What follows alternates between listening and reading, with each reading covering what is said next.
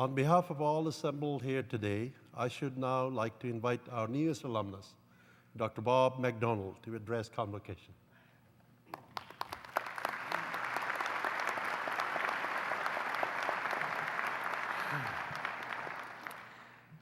Mr. Chancellor, Mr. President, members of the faculty, honored guests, family, ladies and gentlemen, and fellow graduates. If there's a tremble in my voice, it's because this is a very humbling experience for me. I was looking last night at the list of honorary doctorates that have been given out by Western University, and I never believed in my life that I would be on that list. And it is truly humbling to be here, and I cannot thank this institution enough for this. And I want to dedicate this honorary doctorate to everyone who brought me here, because I'm standing here before you thanks to a long list of people who opened doors of opportunity for me, people who said, hey, why don't you try this? People who believed in me and said, hey, you can do this. And I got scared every time I walked through those doors of opportunity, but I did.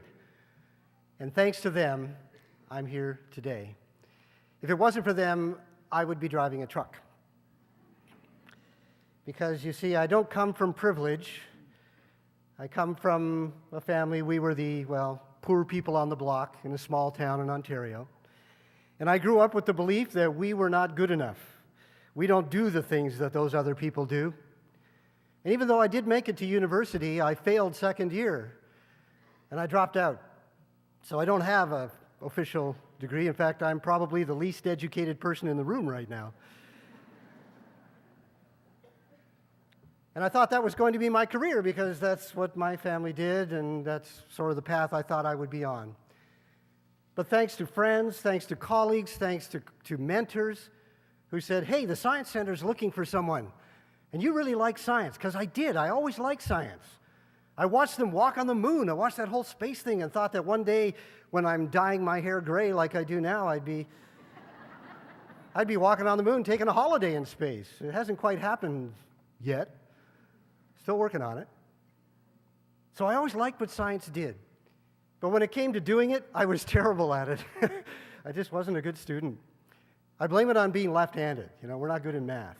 Maybe I'll use that as an excuse. But I did take advantage of those opportunities.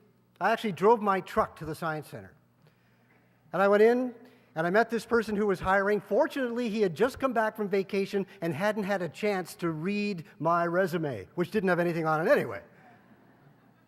And I just told him, I said, man, this is a fabulous place. I'd love to work here. I can get to play with science, be on a stage, because I'd done some theater. And I thought, this is really great. And he hired me on the spot on my enthusiasm, my desire to do it.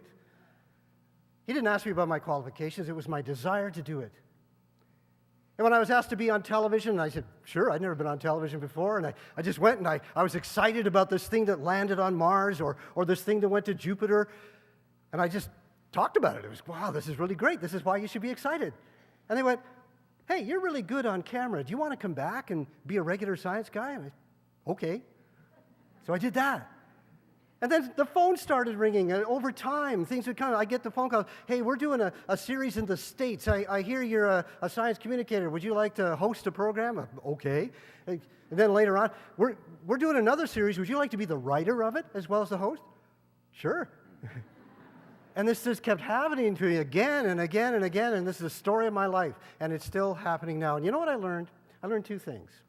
One, we all have opportunities like that come along. People come up to you and they say, hey, did you know that so-and-so is looking for somebody? You'd be a good person for that. It happens to all of us. I'm no one special. It happens to all of us. And what I learned, the first thing, always say yes, as we just heard. Always say yes. Because if you say yes to something, especially something you've never done before, something that really scares you, that means it's important. And it's got to be something that you're dreaming of. It's got to be your dreams, not your professor's dreams, not your parents' dreams, not your friends' dreams, but yours. Your dreams. And you face your dreams. And you start pointing yourself towards them, and every time a little opportunity comes along to get you a step closer to that dream, you take it. And you will get scared. I've been scared so often in my life because I've said yes, and then right after I say yes, I go, oh, what have I done? I can't do this. I'm not qualified. I'm not good enough. But when you're scared, you learn really fast. You learn really fast. And when you think you're not good enough, you work harder to be as good. So in a way, my upbringing has actually helped me. Because when you don't feel you're good enough, you work harder to be as good. I don't recommend it, by the way, but it does make you do that. So first you get scared. And the second thing that I learned is to finish what I start. I've never said I'm the best at what I do. I'll never do that. There's always someone who's better than you. There's always someone who's worse than you. But I get it done. When deadlines come along, I'm there. I've done it. And boy, do people ever appreciate that. But I don't need to tell you that. You've done it. You're here. You did your degree. And when you finish something after you've been scared, after you're not sure you can do it, after you procrastinate, you do everything to the last second, but you get it done. And when you do, it feels good, doesn't it?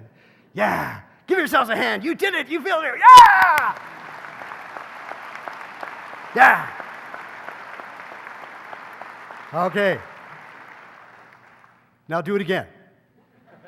And do it again, and do it again, and do it again, because it doesn't stop. And when you do it again on these other opportunities, it'll probably be in some other direction from what you just got your degree. That's okay. That's okay. Because you got to face your dreams. You got to face your dreams. Just finish what you start. You will be amazed where it will take you. Face your dreams. And the other thing is to be truthful about it. Be truthful to yourself that these are your dreams and you're not afraid of them. Be truthful to yourself and be truthful to everyone around you. And thank those who open those doors of opportunity. And when you get into a position where you can open a door of opportunity for someone else, open it for them and tell them that they're better than they think they are. Give them that little pat on the back and say, here, try it. Go for it. That feels good too. I'm undergoing another change in my life right now that scares me a little bit. I'm starting a whole new life. I moved to the West Coast with a beautiful person, and we're starting a new life. And it scares me a little bit, but she gave me some wonderful words. My partner, Sharon, sitting right here in the front row. She said, live today as though you already are what you dream to be. Live your dreams now. Live today as though you already are what you dream to be. So face your dreams. Say yes to the opportunities and finish what you start. You will be amazed where it'll take you. And if nobody like me can do it, smart people like you have an even better chance. So thank you. I wish you well. And thank you once again, Western University, for this deep, deep honor. Thank you so much.